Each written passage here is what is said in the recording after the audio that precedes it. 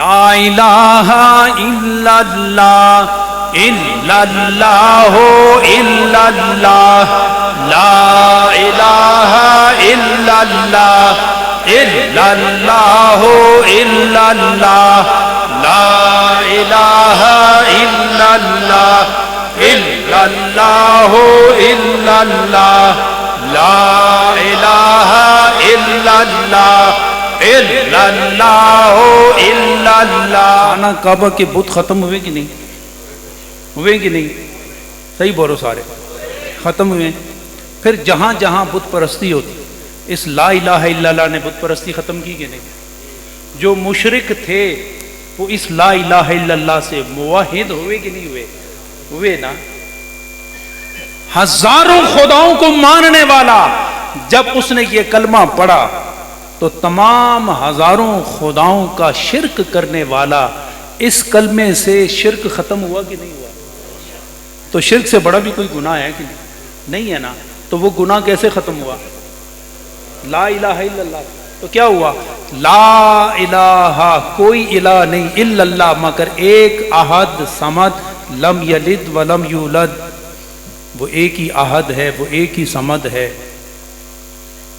تو ہر ایک نے تسلیم کیا کہ نہیں؟ تو مجھے بتاؤ گناہ ختم ہوا کہ نہیں؟ اب میرے شیخ العالم کیا فرماتے ہیں؟ تمام خلفاء کو بالخصوص اور مریدین کو بالعموم بتانا چاہتا ہوں، ہمارے دل میں بغض موجود ہے، حسد موجود ہے، کینہ موجود ہے، کبر موجود ہے، خود غرضی موجود ہے، صغائر موجود ہیں، کبائر موجود ہیں۔ تو میرے شیخ فرماتے ہیں کہ اگر ان ساری چیزوں کو بھی ختم کرنا ہے اور سب سے بڑا گناہ شرک ختم ہو گیا تو یہ چھوٹے چھوٹے گناہ بھی نہیں رہنے چاہیے، یہ بھی ختم ہونے چاہیے۔ تو کیسے ختم ہوں گے؟ یہ کیسے ختم ہوں گے؟ یہ خلفاء بطور خاص بیٹھے، ان کو کہنا چاہتا ہوں کہ یہ چھوٹے چھوٹے گناہ جو بعد میں بڑے ہو جاتے ہیں اور ہر خیر سے بندے کو محروم کرتے ہیں، ان گناہوں کو ختم کرنا ہو تو کیسے؟ فرمایا جس طرح شرک ختم ہوا ہے نا تو اسی طرح اس کو بھی ختم کرو۔ طریقہ یہ ہے کہ تصور میں لاؤ، ایسے کرو لا الہ، سنو یہ لا الہ، یہ یہاں سے نکالو اس کو، بغض ختم، حسد ختم، خود غرضی ختم، دشمن شیطان دوستی ختم، یہ ساری برائیاں جو اندر موجود ہیں لا الہ کہا، لا سے اس کو اندر سے کھینچو اور پشت سے اس طرف ڈال دو۔ اب جو دل خالی ہو گیا تو اس کو سامنے رکھو، الا اللہ، لا الہ الا اللہ، تو یہ ساری نکال کے پیچھے پھینک دی، پیچھے دل خالی ہو گیا۔ تو جب الا اللہ کو ہوگے تو اللہ کا نور وہاں جم جائے گا، جب نور جم جائے گا تو پھر وہاں گناہ اندر داخل نہیں۔ تو بات سمجھ آئی؟ تو یہ ذکر میرا خیال ہے دوبارہ ہونا چاہیے، دسو ہونا چاہیے کہ نہیں؟ تو میں آپ کو یقین سے کہتا ہوں، یقین سے، اگر آپ اپنی بیماریاں، روحانی بیماریاں، جسمانی بیماریاں ختم کرنا چاہتے ہیں تو یہ لا الہ الا اللہ کی ایسی تلوار ہے کہ اس تلوار کے سامنے شرک باقی نہ رہ سکا تو جو باقی گناہ ہے وہ کیسے باقی رہ سکتے؟ بھائیوں کو جو دلوں میں جنہوں نے پنجے گاڑے ہوئے نا، اب ہر ایک کو پتہ ہے اندر کیا ہے۔ صاحب البیت ادرا بما فیہ، جو گھر کا مالک ہوتا ہے اسے پتہ ہے اندر کون کون سی چیزیں ہیں، کون کون سی چیزیں نہیں ہونی چاہیے اور کون کون سی چیزیں ہونی چاہیے۔ آپ کو پتہ ہے نا آپ کے گھر کا کیا چیزیں ہیں اور کیا چیزیں نہیں، کیا ہونی چاہیے کیا نہیں۔ ایک تو وہ گھر ہے جو سیمنٹ اور اس کا بنا ہوا ہے، اور ایک اندر کا گھر ہے کیا ہونا چاہیے کیا نہیں۔ تو جو نہیں ہونا چاہیے اس لا الہ کے کھینچ کے اس کو باہر نکالو۔ گھر کا کچرا باہر پھینکتے ہو کہ نہیں؟ پھینکتے ہو نا، تو پھر جھاڑو لگاؤ اور لا الہ الا اللہ اس کی ضرب لگاؤ۔ خدا کی قسم کر کے کہتا ہوں کہ اگر آپ اس کچرے کو باہر نکالنا چاہیں اور یہ وسیلہ اختیار کریں، یہ ہو نہیں سکتا کہ بت پرستی شرک ختم ہو جائے اور یہ گناہ ختم نہ ہو۔ اسی لیے صوفیاء کرام لا الہ الا اللہ کا ذکر کراتے ہیں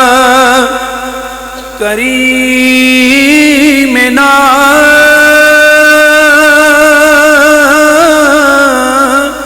صلی علی محمد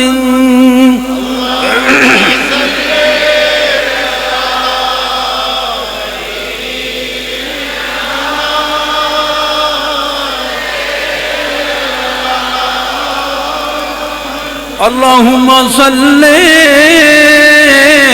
علی محبوبنا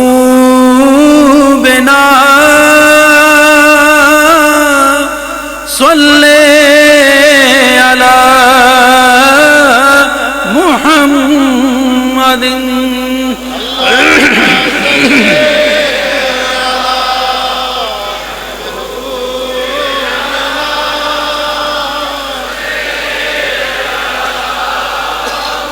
اللہم صلی علی مرغوبنا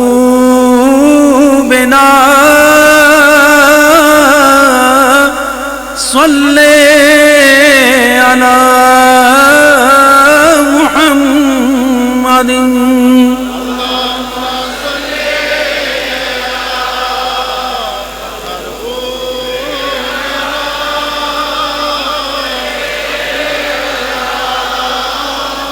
اللہم صلی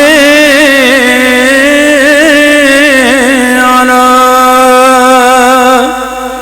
خبیرنا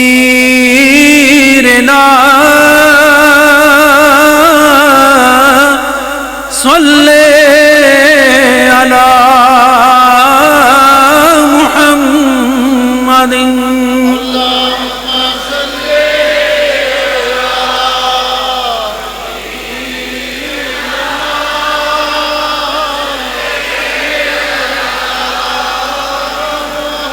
اللہم صلی علی آلہ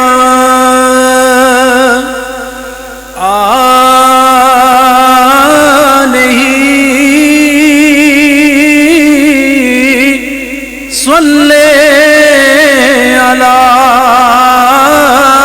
محمد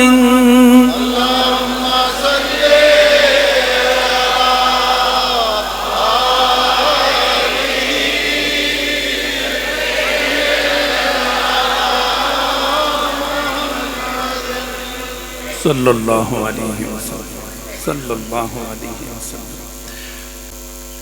اللہ تعالیٰ یہ مجلس، یہ ذکر، یہ فکر اور یہ شکر، یہ بہت بڑی نعمت ہے جو آپ کو ملی ہے نا، اس نعمت پر بھی اللہ کا شکر ادا کیا کریں۔ مگر نہ کتنے لوگ ہیں جو آج باہر خر مستیوں میں مصروف ہیں اور آپ کو اللہ نے ذکر کی مستیوں میں مشغول کر رکھا ہے۔ اور اے اللہ ہم تیرا شکر ادا کرتے ہیں کہ ان مستیوں میں، ذکر کی مستیوں میں تو نے ہمیں مصروف رکھا ہے، مشغول رکھا ہے۔